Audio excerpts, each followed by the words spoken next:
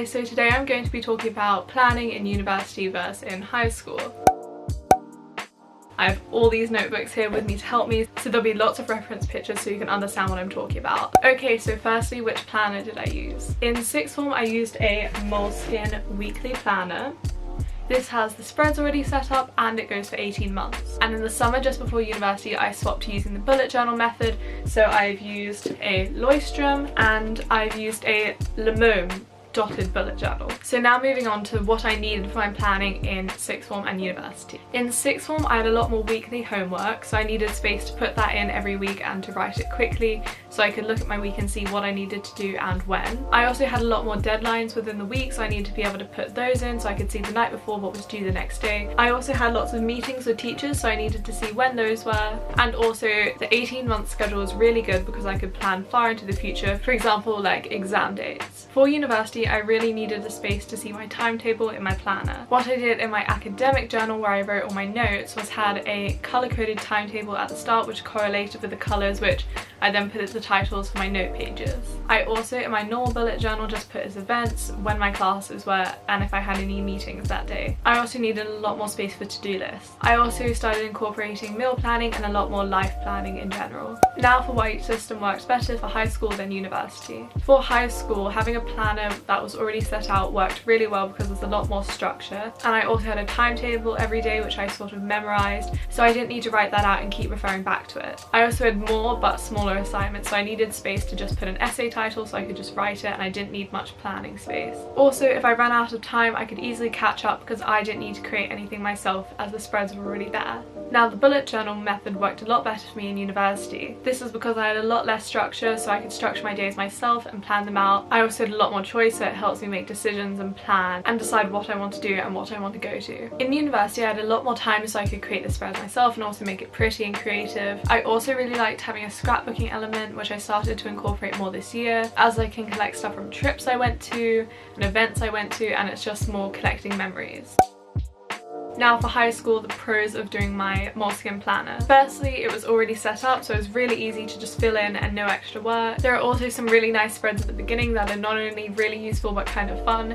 There's like a calendar with moon phases and also a list of every country in the world. The Moleskine is also really great for future deadlines because if you know something months in advance, you can just flip forward and put that in for the day it would be. Also again, it's always set up, so it's really hard to fall behind in your planning. Now for the pros of the bullet journal method I found for university. It's more customizable, so I often found with my old planner, if it was during half term or holidays, I'll just have lots of blank space. While with my bullet journal, I can just make the spread smaller or not do a weekly spread depending on my workload and what I want to do at the time. Also in my bullet journal, I leave a lot of space for my daily spreads, so I have a lot more room to put details. Also I found bullet journaling is great for mental health. I can use lots of colours I like, put pictures in, create memories, and I can also track things like mood and habits, which is great. Also I can create spreads for planning, like spreads for videos, or if I'm doing an essay ideas or ideas I need to present to a tutor, I can make a whole spread for that in my bullet journal. Now for the cons of each method. So as for the planner method I used in high school, I found that I didn't really have enough space. Also to do with that as well, there was a horizontal layout, which I don't mind. I've used it in some of my bullet journal spreads, but I found when I'm more busy it's easier to use a vertical layout, and again with the customizable I can't really change that week to week.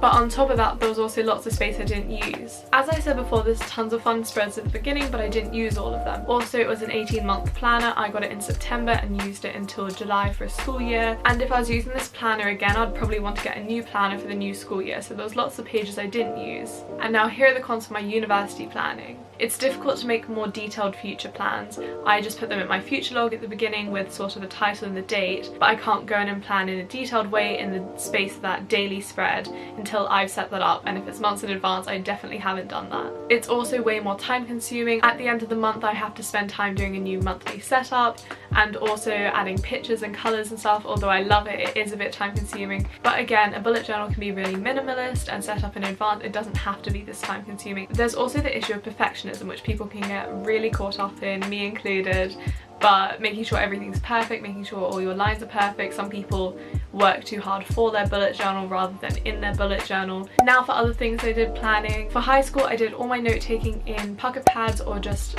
notebooks, and I had it by subject and then by module within each subject. If you do A-levels, you kind of know what I'm talking about. The best and the most game-changing thing I did was make coloured posters and really visual.